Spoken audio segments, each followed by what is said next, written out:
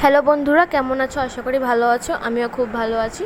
তো আজকে আবারও চলে আসলাম একটা নতুন রেসিপি নিয়ে তোমাদের সামনে। তো রেসিপিটার নাম হলো ভেজ ঘন্ট। তো চলো শুরু করা যাক। এখানে আমরা মসুর ডালের পেস্ট রেখেছি, আর এখানে পেঁয়াজ বাটা, নুন, হলুদ আর মরিচের গুঁড়ো রাখা আছে।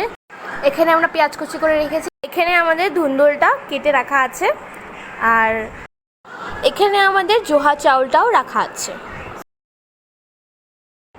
এখানে আমরা একটা পাত্রের মধ্যে তেলটা গরম হয়ে দেওয়ার পর, গরম হয়ে গেলে আমরা মসুর ডালের ছোট ছোট করে বড়া এরমভাবে বানিয়ে নেব। তারপর আমরা এটাকে ভালো করে লাল লাল করে ভেজে নামিয়ে রেখে দেব। তেলটা গরম হয়ে গেলে আমরা পাত্রের মধ্যে গোটা গরম মশলা আর গোটা জিরা দিয়ে দেব। তারপর পেঁয়াজ কুচনোটা দিয়ে দেব।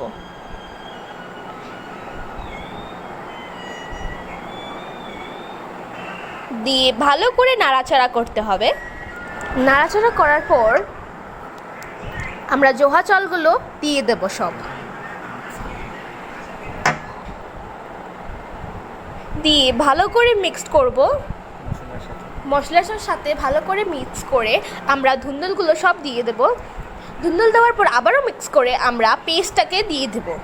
পেস্টটা দেওয়ার পর আমরা আবারও মিশিয়ে নেব। মিশিয়ে নেওয়ার পর আমরা একটু জল দিয়ে 2 to 3 মিনিটস আমরা রেখে দেব।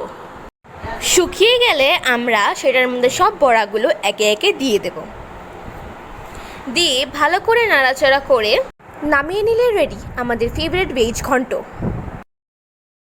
আশা করি তোমাদের আমার এই দুর্দান্ত রেসিপিটা ভালো লেগেছে, আর এটা তোমরা বাড়িতে ট্রাই করে আমাকে অবশ্যই কমেন্ট করে জানাতে একদমই ভুলবে না।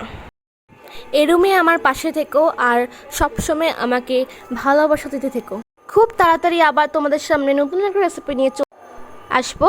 এখনের জন্য টাটা, বাই বাই।